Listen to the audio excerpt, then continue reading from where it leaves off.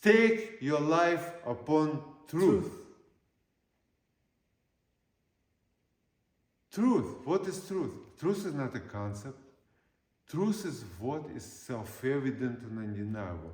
What's real? What's true? When you look at the mirror, what's true? You see some form. It's not you, it's a form. Okay, how come it becomes you? Now, if tomorrow, God forbid, you will be burned, your face will be burned in the fire. God forbid, it will not happen. But imagine if I will, my face will be defaced. And now I'm looking at the mirror. Am I the same? I'm different now. No, I'm the same. The form is different. My experience of being alive is the same. Nothing changed. Of course, if I don't see clearly, well, I start panicking, I'm dying, oh my God, how come now everybody will be looking at me and stories on top of stories. But the truth of it, your experience of being alive here and now, as it always been here and now, no matter what is the content of this experience, is the same. It's just experience of being alive. That experience of being alive is transcendent. That's how close is transcendent to you. The experience of being alive itself is transcendent. The content of this experience is just a form, like a forms on the surface of the ocean. Form, the waves are coming, one wave dies, another wave comes, but the ocean is there. So you're permanent. Always the same. And the form is impermanent. Yes, you are here, now, and forever. You can't appear, you can't disappear, because you are the experience of being alive itself. That's what Jesus said when he said that the kingdom of God will not come in any visible ways that you will say it's here or there. Kingdom of God is within you. Is within you. So that is the good time to end our and I love first to live in a world where there is a God. And it's a non-conceptual God. It's a true experiential God that regardless of how you imagine that beauty to exist in your life, that source of life and of energy and all that is good, however you call it, however you imagine it.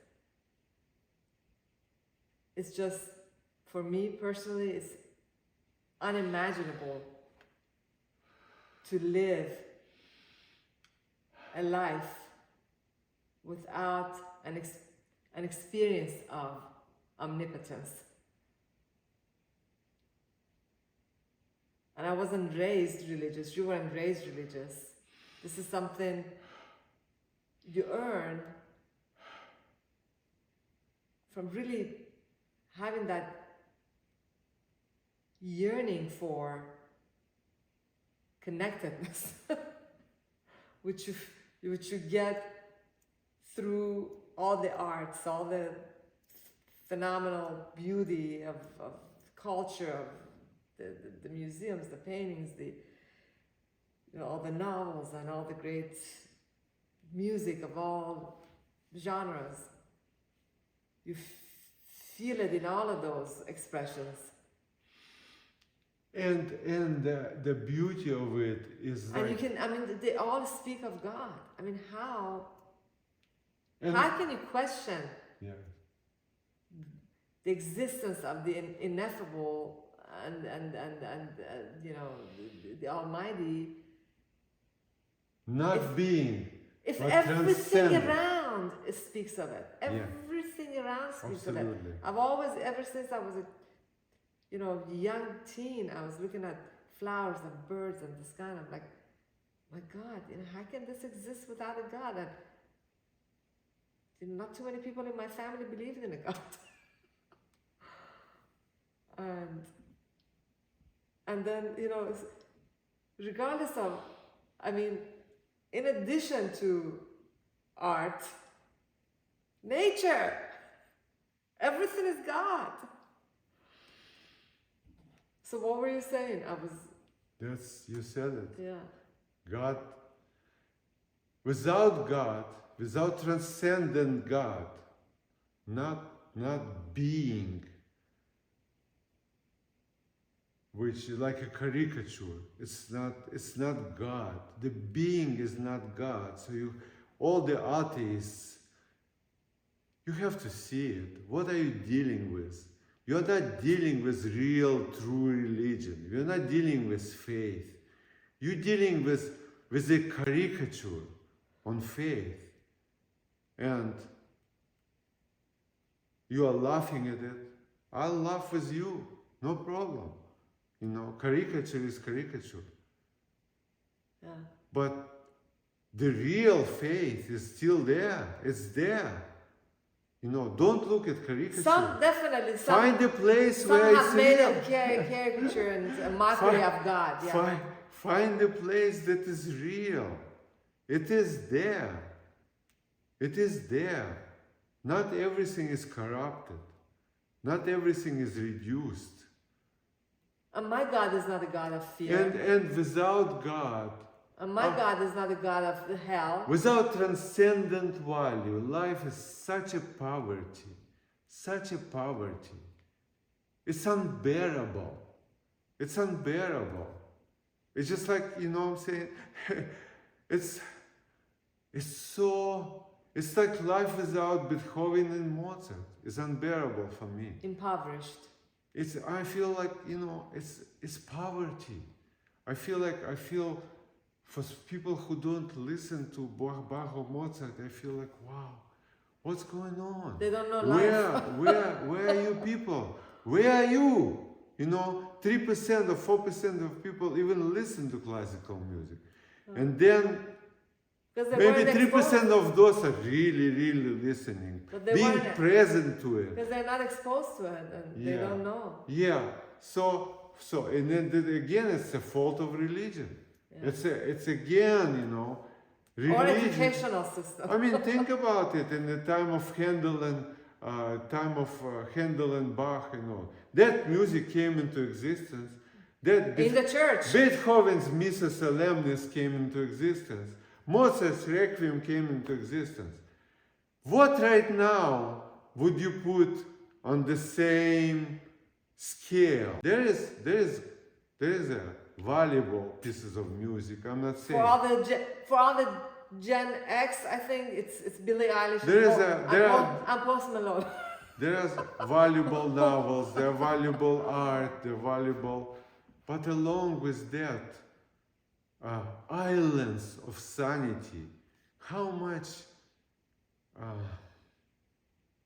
just complete nonsense, vulgarity, insensibility is in all of arts, in painting, in architecture, the ugliness of modern cities.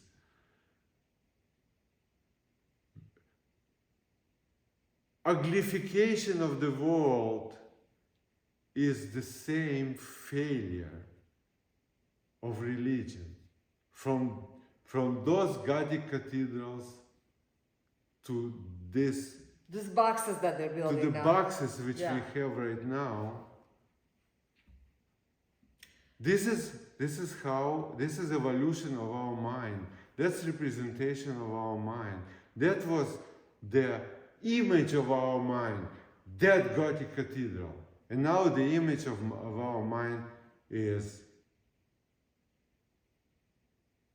World Trade Center. Tall, nonsensical, ugly, and finally destroyed by ideology. And destroyed by another ideology, that was architectural ideology, then it was overcame by religious ideology, by extremism. extreme ideology, one ideology, a clash of two So in other words, ideologies, I know, and gave place to something better to rise. At least relieve New York from these two bricks. but I mean, the time and the place of enormous suffering, which is horrible. But those two bricks was the ugliest place in New York when I lived there.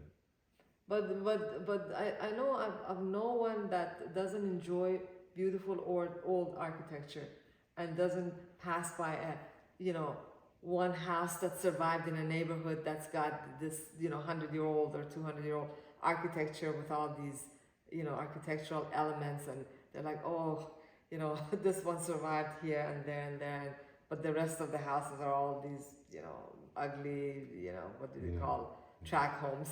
And New York is such an interesting, unbelievable, vibrant place, and you go from St. Patrick's Cathedral on 5th Avenue, 53rd Street, and then at my time, when I lived there, the World Trade Center, just short subway ride, you go from this to that, and you think, what happened to us? What happened to us? Not just this cube, this square structure, but also ambition of going. This nonsensical square goes all the way to the sky, and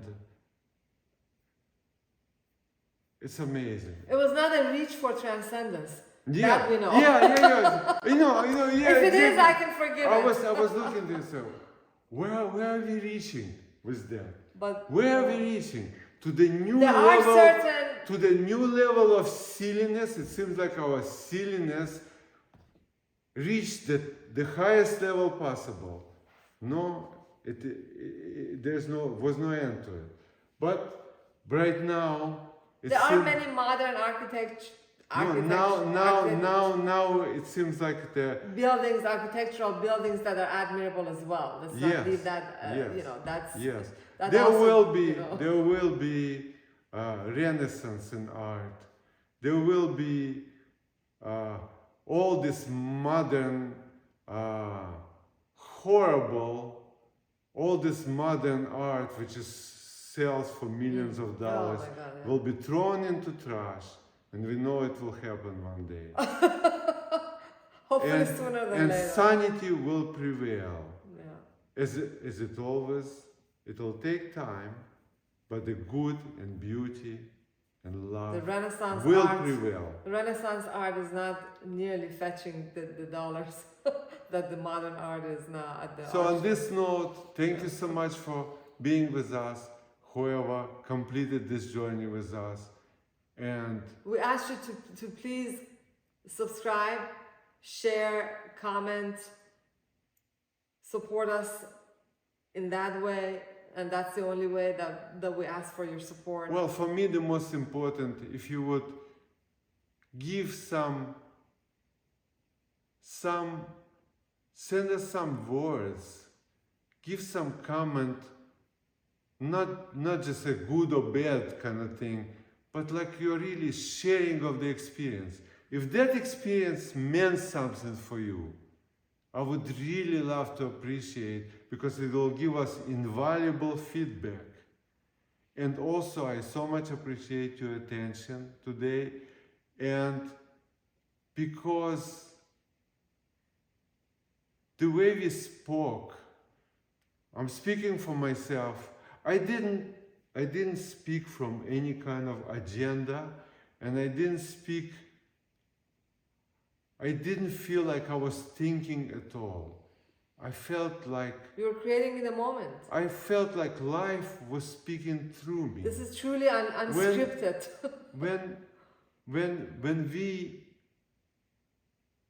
accept that we really don't know anything, then the truth speaks to us, and that's how we will reconnect with reality on a new level. We have to foster authenticity, spontaneity, and please support us with your heart, with your thoughts, and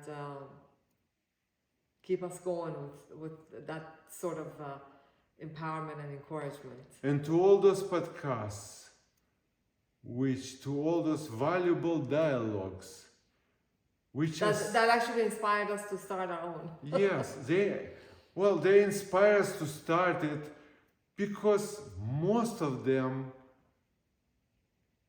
is the